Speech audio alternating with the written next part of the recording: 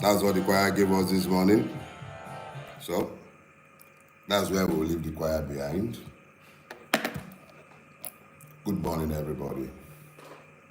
It's great to be back with you this morning.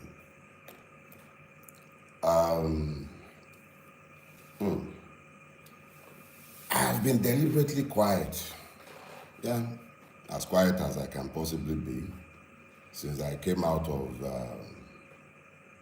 my holiday, the retreat that I had looked forward to for a while. I would have preferred that it wasn't in a prison, but it pleases God. And I'm thankful to God for the time spent in prison, you know? So I have acquired a new title. I was going to say Senior 11 of Nigeria, SEN. Until a dear friend of mine, divinely inspired, showed me that, no, how can you call yourself 11? Nobody convicted you. I said, but I went to prison. He said, no, you went to prison, but you are not imprisoned. So you are not 11. So he suggested to me, why not call yourself Senior Accused of Nigeria? You know? So now I'm an SAN. When next you see me, or you are writing my name, please be mindful of the fact that I, formerly known simply as Dele Farotimi, occasional madman, previously 11, you can now call me graciously Dele Farotimi, SAN, Senior Accused of Nigeria. So welcome to this morning's show. Yes, it's a show, and the show must go on. So here is what we'll do. I told myself that I hold too many of you an unrepayable debt of gratitude. Too many of you. Look, one of the chief drum bangers for my freedom is my dear brother and friend, David. I spoke with David, I think, the day after I came out of my seclusion, and I promised him I was going to call him back that day, and I haven't managed to do so. And meanwhile, he was supposed to be telling me about several other people that I'm supposed to be calling because of everything so many of you did. Truth of the matter is, you are the best. Nigerians, fantastic human beings. You guys are the very best. And I'll find a way to build these around the sermon that I have assigned myself this morning. Let's get something clear. I was going to title this, Thank You, Debt of Gratitude. I ran out of superlatives with which to either title these or to describe the whole lot of you. I even went ahead, I wrote my outline as usual because I didn't want to be derailed. And I was convinced that this is what I was going to be speaking to this morning, although I eventually titled it The Road to Freedom. Is that what we called it? Now, I can't really remember, but I believe that is what it was. Or is it The Walk to Freedom? Whatever. The key thing is, I had one message planned. And it was planned, I believe, with my own carnality. And I'm as carnal as any one of you. I'm completely human with all of my hybrises and everything. And I've had 21 days to prepare for what I believe will be the next stage in the battle, that the war, because I knew that that stage had already been won. But let me quickly say this. Thank you. I thank you. I thank each and every one of you. I am deeply, deeply grateful for what you all did. The calls to my family, the amazing show of support. And it's easy for me to speak with specificity to certain persons. I could say, for instance, that Mr. Peter Obi came to the prison to see me. I should say and say thanks to him for that. And then there is my brother, Yele Showore. Not only did he call my family, like he called them, he mobilized the AAC and the Revolution Now movement behind the demand for my release. My legal team, led by Mr. Lumide Fusika, fantastic people. Then there is Professor Emiri. He lost his wife and he just lost his mother as well. In the midst of his grief, he found the grace to show up in court, argued my bail application before the Federal High Court in Ado Ekiti, even though I was only told the day before. I only informed them the day before. They all rushed to Ado Ekiti to ensure that I had legal representation. Fantastic human being. All kind of people, small and great, however you great human being in your own reckoning, traditional rulers sending chiefs. My hometown, I've spent more time in front of you guys than I have spent in my hometown. But the Owa of my town sent a delegation, okay? Everybody, the show of support across the entire strata of our society is humbling. It was humbling in the extreme. And I need all of you, whether I've mentioned, do I want to talk about Gigabyte in Ekiti, the Revolution Now coordinator in Ekiti, and his team, all kind of human beings that I can't even remember to mention their name as I speak with you. The Ado Ekiti prison practically became a tourist center. Big, small, everybody, people showed up. And I was being told constantly of the loud demands that you lot were making for my release. I appreciate you all. I appreciate you all. And I must say, in all humility, that you are the ones who came out of prison. It wasn't me. You came out of prison. You found your voices. You demanded that the right thing be done. Consistently, you made sure that I knew I wasn't walking alone. Your voices strengthened me because I heard you even beyond the walls of the prison. I heard you loud and clear. You left nobody in any doubt as to what you were demanding. It wasn't about Dele Farotimi, even though I was the one who bore your totem. It was essentially a demand by each and every one of you that the law must be allowed to rule in the situation. Now, let me be very clear. I retired from the practice of law when I turned 50. My next birthday, I'll be 57. I'm no longer a young man.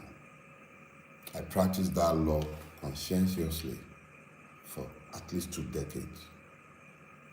I am a lawyer, not just because I was trained as one, but because I am by nature one. I'm a Yoruba man.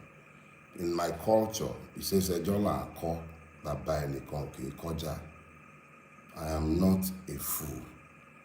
When the magistrate spoke, the learned magistrate was very specific in the order that he gave. And even though I did not believe at the time, and I still do not believe that there was any need for that order to have been made, what he said was clear. I may not speak to the press or even to you about the case pending in his court. That was the extent of his order. I am a lawyer. The matter is sub judice, and I certainly cannot, whether he had made the order or not, I wouldn't have spoken to the case in the court.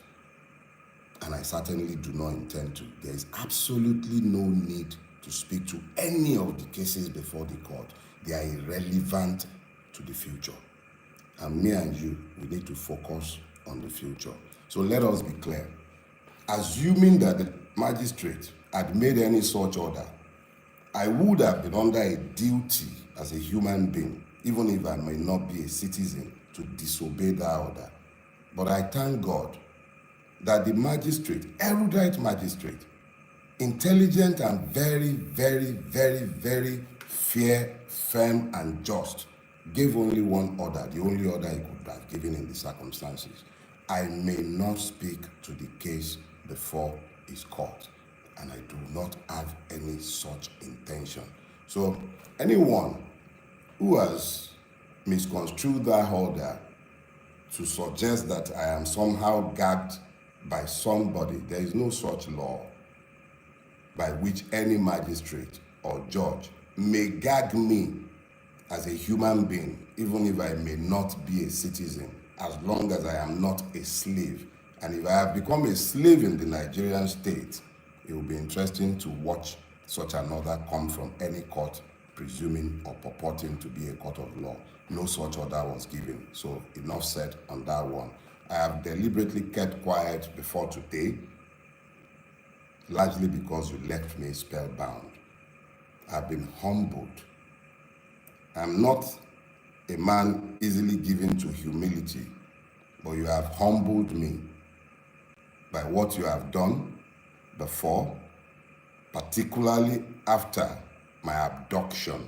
And I use the word deliberately. I was never arrested. I was abducted. We will talk about that at some other point. But let's be clear. Nobody silences the bell. I may not be silenced. I've merely started talking. So let's go to today's issue.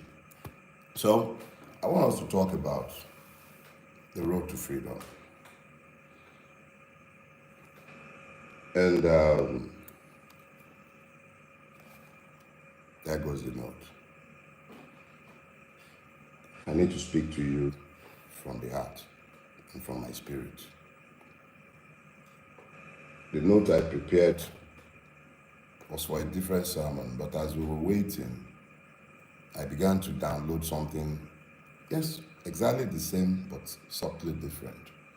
So the Yorubas have a scripture, and that scripture says very clearly, Emu, Eki, Biteran Reko. I'll translate for you or interpret. Grab it. Catch it. You do not catch the porcupine in the same manner as the rabbit. Let me explain that to you. If you're familiar with the porcupine, you will know of the quills on its back, with which it largely impales stupid predators. Even lions steer clear of the porcupine. As small as it is, its entire body made of quills would kill a lion if it would dare. Now, when that proverb came to my head in the course of this entire ordeal, I made the stupid error of thinking that I was the porcupine and that those who were coming after me were the unwary predator. But I received some sense this morning. Or let me just say, as I have digested the extent and the range of support that I have found since I came out of prison. And I realized that I am not the porcupine. It's not me. I'm just as harmless and defenseless as any of the other rabbits in this space. You will remember that for a long time, I have argued that the Nigerian is not a citizen. I even went as far as to have labeled myself for years as the patriot of an unborn nation. And then I believe on my Twitter feed, you find me labeling myself a victim of Nigeria. And I have multiple times spoken to the victimhood of the Nigerian people. I have lamented for years that what truly assails the Nigerian is the complete absence of the rule of law in our country, and how This has left all of us defenseless and as praise in what has become a country of pain. I have spoken to you about this for years, I spoke to you about it, that we are all victims, that we have all become as victims in the country that we have managed to build. I told you how we were all running away.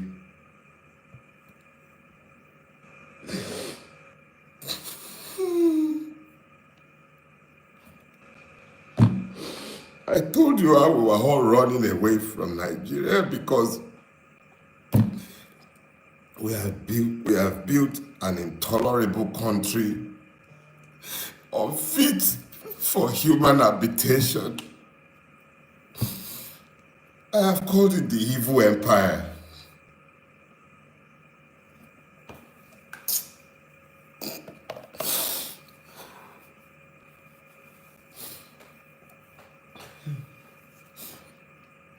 I have called it the evil empire.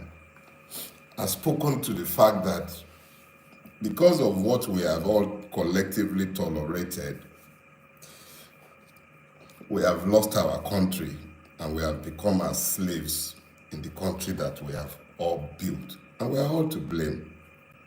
Plus the idiot standing behind pulpits as I'm speaking with you, preaching injustice and lies to the people and helping them to normalize the madness that has overtaken all of us. I said this for years. So I am just as much a victim as each and every one of you.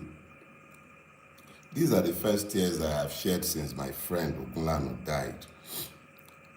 I'm not given to tears, and I'm sorry. See, back to the issue. We all built this. We made this mess together, and it will take all of us to resolve the mess that we have made. It will take all of us. Without all of us functioning as one, the way you found the grace to function as one in the last month, you all acted as one. It wasn't about being Christian, being Muslim. They divided us along too many lines. Damn!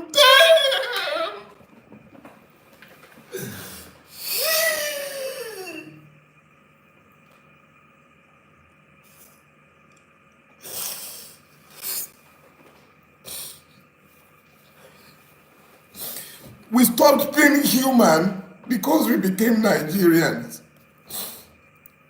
They divided us and we fell for it. Because you wouldn't see me as a Yoruba man, you spoke for me. Because you wouldn't see me as a Christian, you spoke for me. Because you spoke. Because you spoke. Because you spoke.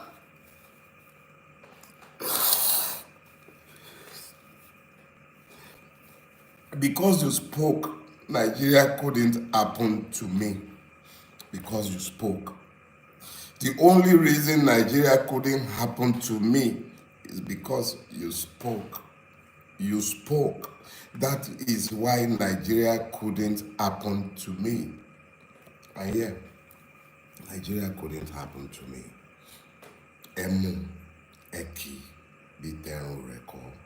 You found your voices. I became you. And in our collective,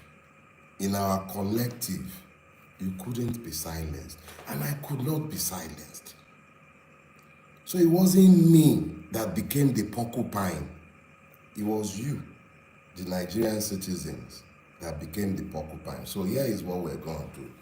First question I need you to ask yourself is this.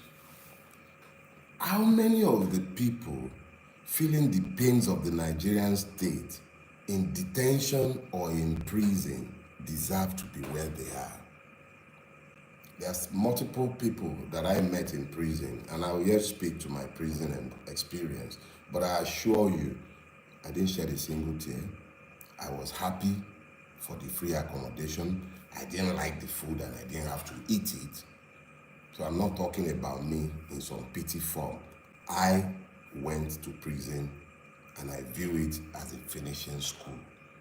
It showed me exactly how ugly our country is.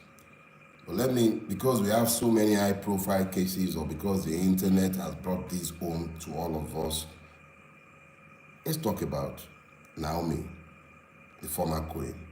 Let's talk about Hamzat Oriyomi and the proprietress of that school in Ibadan.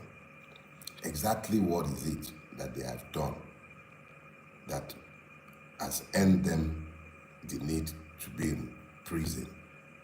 We should ask that question, but not because of them, but because of the many other persons without names that you and I have no knowledge of who are languishing in prison. Have you thought about that? If they will do that with those ones, what are they doing with those that nobody knows? They did it to me. You made it you. And because you made it you, they couldn't do it to me. Because our collective acting together as one turned the tide.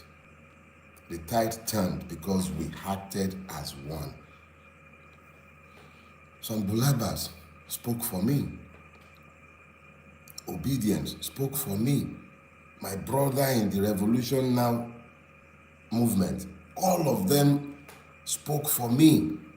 Traditional rulers, you all spoke, and because you all spoke, I couldn't be treated the way each and every one of the other persons who do not deserve to be in prison were treated. The system resisted.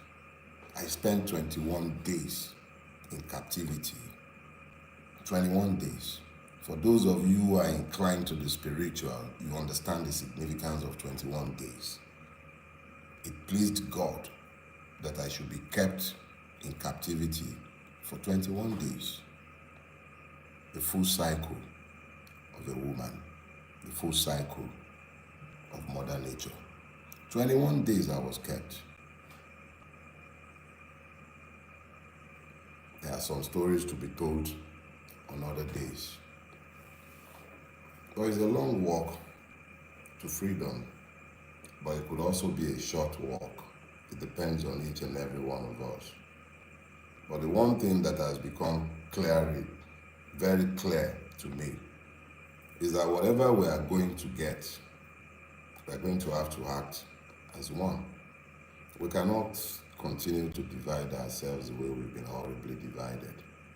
We've got to act in concert, and in acting in concert, we should be able to achieve better results.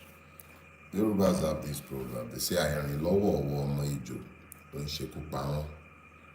It simply means that if the reptiles, snakes, would act together in concert, then they will not die the way they die, since they rarely ever walk in pairs.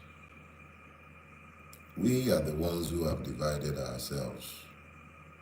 My current travels, not travels, there is no traveling anything. Let me just say my current experiences or my past experiences, in my own candid opinion, highlight the need why we all have to act in concert. We need to agree what our own enlightened selfish interests might be. And I assure you, there are multiple interests, because there is nothing that afflicts one part of this country that does not afflict the other. There is nothing that afflicts me that I didn't see afflicting multiple others that I saw in prison. And I know of multiple cases on a day-to-day basis in Nigeria where the totality of the flaw or the completion of everything is found in the knowledge that the Nigerian is not a citizen. The struggle ahead of us is the one where we must demand to be citizens. Those of you who desire separate homelands, you are only going to get that when you become citizens. Unfortunately or fortunately for all of us, we are trapped in this monstrosity that is called Nigeria. If we are going to ever come out of the monstrosity, whether that be as different nations or whether that be as one, it would be because we found the courage to become citizens in the space we are occupying today, forget the contrived differences between us, and then ensure that as citizens we exercise our free sovereign will to do with Nigeria, our home country today, as we care. So those of you who desire Odua Republic or you're desiring Biafra, that's fine. But let's first of all become citizens here. And then we may, as citizens, exercising our sovereign will, have referendums where you can decide democratically if these homelands should be created. That should be our clear thoughts right now, how to become citizens. You do not become citizens in a place unruled by law. So the struggle ahead of us is to insist on the rule of law in the country in which we live. There are many struggles ahead. I will be seeking legal reliefs and redress against everyone involved in my abduction. I shall be defending each and every one of the many suits, civil and criminal, that have been filed against me rigorously. When we are done, I shall myself be writing petitions to the LPDC, looking to ensure that some lawyers do not ever practice law in this country again. Let us be clear. I remain your brother. I remain you, Dele Farotimi, Esquire, S.A.N., senior accused of Nigeria, victim of Nigeria, but a conscious victim, capable of articulating the conditions of the victim. I am not a victim again. I am a threat. That's what my brother Baldwin says. So, kólókóló, ọ̀ṣunmájá lọ́rùn ni mo jẹ́ fún yín. Mi ò ṣe é jẹ, kò sí ní tẹ́lẹ̀ fi mí ṣe, mi ò dẹ̀ ní kó lọ́rùn yín. Tolerate me, as long as we have to continue pretending that we are a democracy, you're gonna just have to tolerate me, okay? All right, guys. That's for you all. There isn't much more to say than to say thanks. For those who merely posted free Dele Farotimi, for those who stepped on the streets in Ekiti, Tanko Yunusa, yeah, Tanko, thanks. Yeah. Sarah Ibrahim, thanks. 1,000,001 of you. Oh yes, Ekinzo, my Ekiti brother. Those who I cannot even name in this moment, I thank you all. You deserve all the applause. You all stepped up. Like I was telling my brother Yele when we were talking, each and every person played the part that had been assigned to them of God, or they betrayed it. And each person knew exactly what they did. I thank Yele for his amazing support. Brother Peter Obi, Dad, I thank you all. And see you next week. You do not recall a bullet when it is fired. I cannot be silenced. See ya. Bye-bye.